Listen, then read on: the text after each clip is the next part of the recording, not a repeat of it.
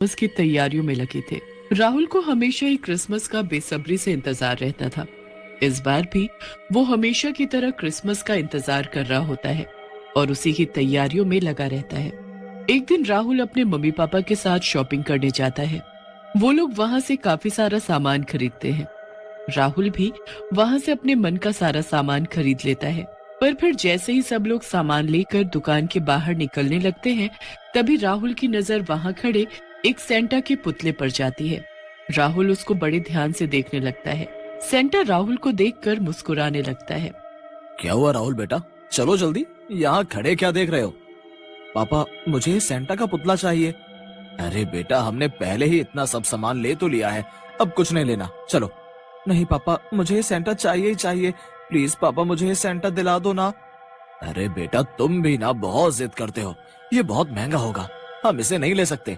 मुझे ये सेंटा चाहिए ही चाहिए, मुझे कुछ भी नहीं पता, मुझे ये सेंटा अभी के अभी दिलाओ। अरे राहुल, ये क्या बेकार की जिद है। राहुल के मम्मी पापा उसे वो सेंटा दिला देते हैं और सब घर आ जाते हैं। राहुल उस सेंटा को देखकर बड़ा ही खुश हो जाता है और उसे अपने कमरे में ले जाता है। कमरे में ले जाकर वो सेंटा को एक कोने में खड़ा कर देता है और खुशी से अपने बिस्तर पर सो जाता है। राहुल के सोने के बाद ही उस सेंटा की आंखें फिर से हिलने लगती हैं और वो मुस्कुराने लगता है। धीरे धीरे वो सेंटा एक भूतिया सेंटा में बदल जाता है। Jingle bell jingle all the way, भूतिया सेंटा इज कमिंग, अब मुझसे कैसे बचोगे? एक तरफ राहुल मजे में सो रहा होता है और एक तरफ भूतिया सेंटा जाग चुका होता है। वो सबसे पहले किचन में जाता है। किचन में उसे खाते खाते वो सारा किचन फैला देता है और सब जगह बुरा हाल कर देता है। सब कुछ बर्बाद करने के बाद वो राहुल के मम्मी पापा के कमरे के बाहर जाकर खड़ा हो जाता है और झांक कर उनको अंदर देखने लगता है। जैसे ही वो अंदर झांक रहा होता है कि इतने में राहुल की मम्मी की आंख खुल जाती है। उसको शक होता है कि बाहर कोई खड़ा हुआ है। वो थोड़ा सा झांक कर देखती है। इतने में भूतिया सेंटा वहां से भाग जाता है। ये साथ वाले घर में किसी छोटी बच्ची की आवाज आ रही है। अभी जाकर देखता हूँ। भूतिया सेंटा उस घर के बाहर जाकर खड़ा हो जाता है और गाना गाने लगता है। Jingle bell jingle all the way, Santa is coming. अरे ये तो सेंटा की आवाज है। क्या सेंटा मुझसे मिलने आए हैं या फिर शायद वो मुझे कोई गिफ्ट देने आए हैं?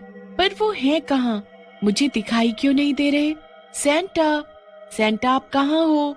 मेरे सामने तो आओ, मैं आपसे मिलना चाहती हूँ, आपको देखना चाहती हूँ। रीना की आवाज सुनकर सेंटा एकदम उसके सामने आकर खड़े हो जाते हैं। ये रहा तुम्हारा सेंटा तुम्हारे सामने। मुझे तो यकीन ही नहीं हो रहा कि सेंटा क्लॉज मेरे सामने खड़े हैं। वैसे अभी तो क्रिसमस आया भी नहीं है, तो आप पहले कैसे आ सकते हो? क्योंकि तुम बहुत ही प्यारी बच्ची हो। इतनी प्यारी बच्ची की मेरा मन कर रहा है कि तुम्हें खा जाऊं। हंसते हंसते सेंटा अचानक भूतिया सेंटा में बदल जाता है। रीना भूतिया सेंटा को देखकर जोर जोर से चिल्लाने लगती है। भूत भूत, बचाओ बचाओ, मम्मी मम्मी। भूतिया सेंटा रीना का मुंह बंद कर देता है और रीना चिल्ला ही नहीं पाती। वो बहुत हाथ पैर मारती है और वहां से बचने की कोशिश करती है, पर वो छोटी सी बच्ची बस हाथ पैर ही हिलाती रह जाती है। भूतिया सेंटा हंसता रहता है और रीना को एक गुड़िया में बदलकर अपने झोले में डाल देता है। Jingle bell jingle all the way, भूतिया सेंटा इज कमिंग, अब मुझसे कैसे बचोगे? हंसते हंसते सेंटा राहुल के कमरे में आकर चुपचाप उसी कोने में खड़ा हो जाता है। किसी को जरा भी शक नहीं होता कि उनके घर में एक भूत घूम रहा है। सुबह हो जाती है।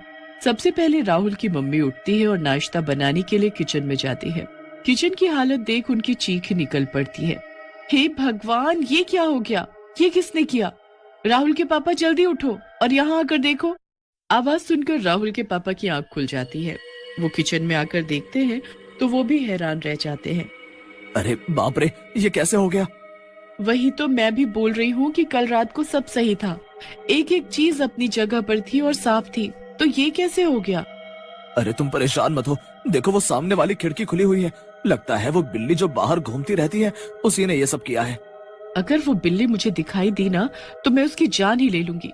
मेरा सारा किचन बर्बाद करके रख दिया। और ये राहुल, ये अभी तक सोया हुआ है। राहुल, राहुल जल्दी उठो और नीचे आओ, स्कूल नहीं जाना क्या? मम्मी की आवाज सुनकर राहुल अचानक उठ जाता है और तैयार होकर स्कूल चला जाता है। वो स्कूल में जाकर अपने घर सबको क्रिसमस पार्टी के लिए इनवाइट करता है। घर आकर वो देखता है कि उसके माँ पापा ने घर बहुत ही सुंदर तरीके से सजाया हुआ है। अरे राहुल, तुम आ गए। तुमने कल क्रिसमस पार्टी के लिए सबको इनवाइट कर लिया है ना? हाँ माँ, कल मेरे सब दोस्त ये सजावट देखकर बड़े खुश हो जाएंगे। कल तो बड़ा ही मजा आने वाला है। राहुल सीधा अपने कमरे में जाता है और क्रिसमस पार्टी के बारे में सोचने लगता है। वो पार्टी को लेकर बेहद खुश और एक्साइटेड होता है। आखिरकार रात हो ही जाती है और फिर से वो सेंटा भूतिया सेंटा में बदल जाता है। उसके बाद वो घर से निकल पड़ता है और एक एक करके जाने कितने बच्चों को गुड्डा गुड़िया बनाकर अपने थैले में रख लेता है। आखिरकार क्रिसमस का दिन भी आ जाता है और घर में पार्टी की पूरी तैयारियां भी हो चुकी होती हैं। शाम होते ही सभी लोग पार्टी में आने लगते हैं। धीरे धीरे पूरा घर लोगों और बच्चों से भर जाता है। राहुल के कमरे में रखा सेंटा मुस्कुराने लगता है और फिर जोर जोर से हंसने लगता है। अब मैं नीचे जाता हूँ और सब बच्चों को अपने थैले में गुड्डा गुड़िया बनाकर बंद कर देता हूँ। सेंटा नीचे जाता है। सब बच्चे सेंटा को देख बड़े खुश हो जाते हैं और सब सेंटा के पास आ जाते हैं। सेंटा एक एक बच्चे को धीरे धीरे गुड्डा और गुड़िया बनाकर अपने थैले में डालता रहता है।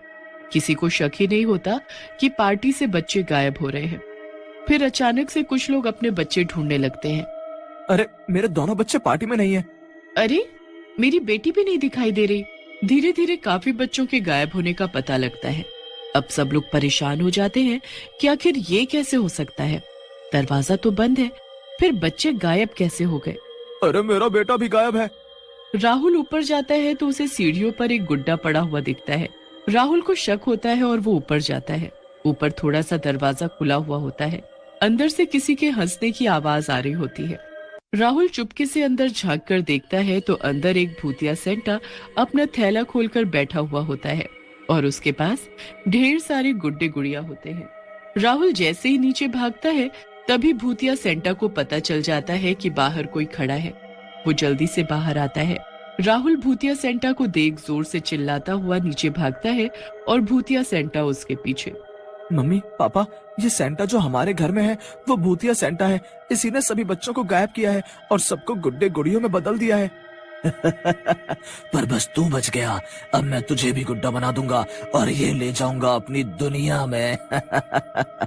सभी लोग भूतिया सेंटा को देख इधर उधर भागने लगते हैं। भूतिया सेंटा आकर राहुल को पकड़ लेता है और उस पर जादू करने लगता है। नहीं नहीं, मुझे छोड़ दो, मुझे गुड्डा मत बनाओ। मैं ही तुम्हें घर लेकर आया था ना, तुम मेरे साथ ऐसा मत करो। तूने मेरा सच सबको बता दिया, अब मैं तुझे नहीं छोड़ूंगा। छोड़ दो मेरे बच्चे को, हमारे बच्चे वापस कर दो हमें।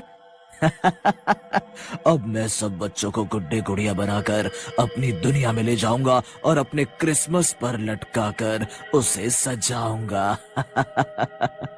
भूतिया सेंटा राहुल को गुड्डा बनाने ही वाला होता है कि अचानक वहाँ फादर जॉन आ जाते हैं। वो अपने होली वाटर को निकालते हैं और उस भूतिया सेंटा पर छिड़क देते हैं। नहीं नहीं, ये क्या कर दिया, मैं जल रहा हूँ। ये होली वाटर है और इससे तुम जैसे शैतानों का अंत होना ही है। तुम सेंटा के भेष में बच्चों के साथ इतना बुरा कर रहे हो, तुम्हें तो मरना ही होगा। कुछ ही पल में भूत सेंटा का अंत हो जाता है। उसके बाद फादर सभी गुड्डे गुड़ियों पर होली वाटर डालकर सभी को फिर से बच्चा बना देते हैं। सभी बच्चे खुश हो जाते हैं और क्रिसमस की पार्टी धूमधाम से करते हैं। उसके बाद राहुल के पापा सेंटा बनकर आते हैं। सेंटा को देख पहले तो सब डर जाते हैं। हो, अरे डरो मत, आपका प्यारा अंकल हूँ।